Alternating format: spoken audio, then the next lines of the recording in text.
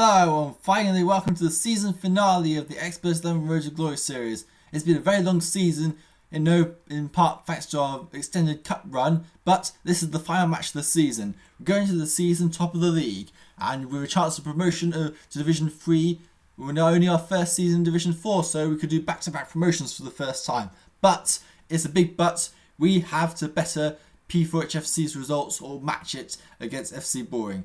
And P4AH FC, luckily they do have a tough match against FC Boring, while our match is against SC Beira Mar, but we cannot afford to slip up, because if P4AH FC get the result they need, and that would be a win, then that makes things a lot more complicated. So we have to effectively beat SC Beira Mar today, and then hope that that'll be enough to take us up. This could be a tough ask, but we have to do it. Let's get on with it, and let's see what Beira Mar's squad looks like.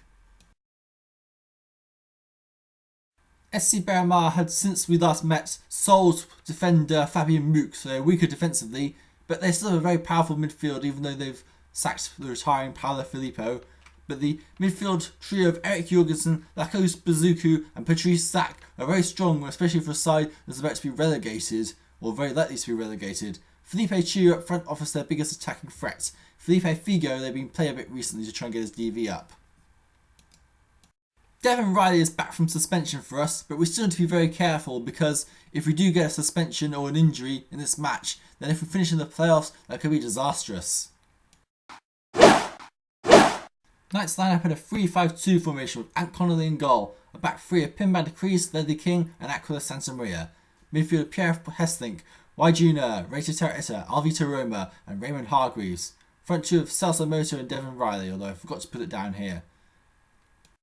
SC Beira Mar line up in a 4-5-1 formation with Byron Hayward in goal, back four of Miguel Joni, Haik Hadjukic, Dragan Halovic and Felipe Figo. Midfield of Lakos Bazuku, Patrice Sack, Eric Jorgensen, Fabrizio Timolik and Ricardo Baresi, and a front layman of Felipe Chu. Right then, let's go live to the supermassive black hole for the final match of the season. Knights are in the red strip playing from left to right, SC Beira Mar in the yellow playing from right to left. Law and Order is the referee, Skill 7, Harshness 4, and we're actually getting underway. Remember, Knights have to match or better P4AH FC's result to get promoted. Let's find out what will happen now. And the first chance is to go to Beira Mar in the breakaway. Felipe Chu tries to find the goalkeeper and scores! Disastrous start for Knights of Sardinia. We have fallen behind in the 20th minute of the game. Felipe Chu on the breakaway from Ricardo Baresi has surrounded the Ant Connolly and put SC Beira Mar in front as they bid to avoid the drop. Oh, it's been disallowed. That was offside. Thank goodness for that. Lucky break there. Felipe Figo has been yellow carded for shirt pulling just 3 minutes after the disallowed goal. And that's half time. 0-0 at half time with no onside chances to report. But the important thing is, as things stand, we're going to be going up because P4AH FC and FC Boring are drawing 0-0 with each other. This is positive news, but we cannot rest on that. We have to try and win the game. Header on goal by Ray Etta! The ball sails over the crossbar. Unlucky Ray. Change for SC Beira Mar. Andrea Paggio coming on for Ricardo Baresi. Powerful header on goal by Pim Bandacries. Can he win the match for us? Excellent save by the goalkeeper. We're just not getting the killer blow we need to be able to win this match. And as a result, if P4AH FC win the match, they could go up. We really need to have some help here. Ralph Maxia replaces Eric Jorgensen. And Raymond Hargreaves has been injured. Oh dear, that's a real turn for the worse.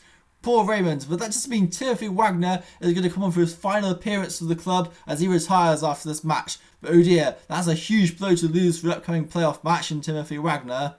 But wait! We just had news that there's been a goal for FC Boring. If that's the case, then that means that Knights will be going up. Even a draw will be enough to take us up on merit, not even on goal difference. And that's it! In one of the more dramatic season finales I can remember, certainly for the fact we didn't even win the game and yet we've got up, Knights of Sardinia have been promoted to Division 3 for the first time in their history. And it's not even, we didn't do anything.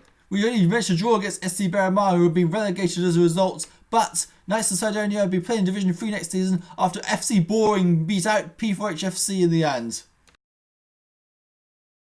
Well, it's been a crazy competitive season among the teams of the division. We started struggling hanging around the lower reaches of the table, but then a mid-season run of form where we won 10 consecutive games in a row ended up setting up the platform for our promotion. An incredible season. I hope we can do well in Division 3, but the ending concerns me, the fact that we drew a lot towards the end. That probably won't be enough to stay up in Division 3. We need some desperate improvements against some better teams of the next season. But I have to say I'm very proud of the team so far. They've come a long way in such a short space of time over these last few seasons. This is our 3rd title in 4 seasons. Incredible.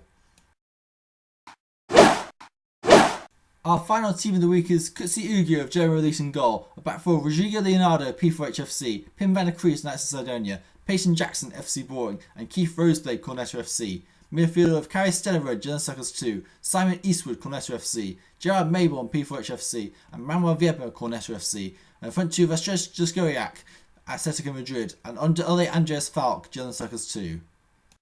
Manager of the round is Order of FC Boring for his win over P4AH FC, and boy do we owe him a great deal or what.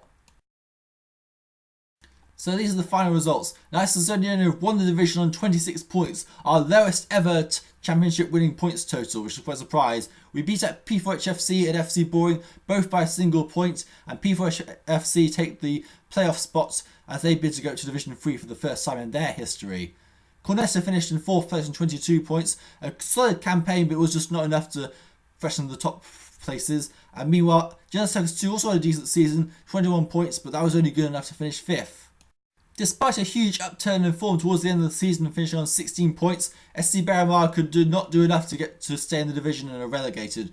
German Elite and Atletico Madrid had decent seasons with 9 points, but they were just not good enough, and overall they were the worst teams of the division, so they had been relegated to Division 5.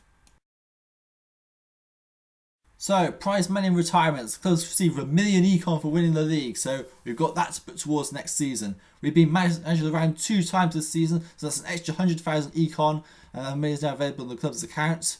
And Timothy Wagner decided to retire from the game. He's a good servant for us. He was a top scorer 2 seasons ago, but his age caught up on him in the end.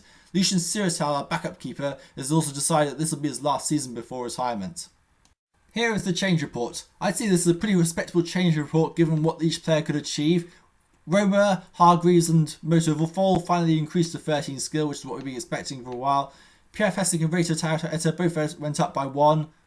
No double jumps to report unfortunately, but we did get a lot of singles, including Pim van der Kruis now 26-15, and Connolly has up to 24-12 goalkeeper. And all these increases just mean that we are simply becoming a very strong side now and looking the part in Division 3. This is a lot better side than we had 3 seasons ago, and the development from scratch to this is quite something indeed. This is what our side looks like now.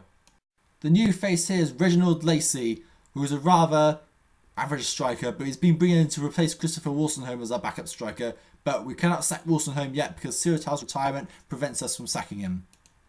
We're starting to look like the team I've always wanted to build, so we are actually really getting there now. In just 4 seasons time, this team will be at its peak. This season is approaching its final legs. So, in the next episode, we'll be play our first ever game in Division 3. Well, almost. First of all, we'll be introducing our opponents. Like, who are going to be facing next season? Find out next time. But that was season 37, and the season where we won the division.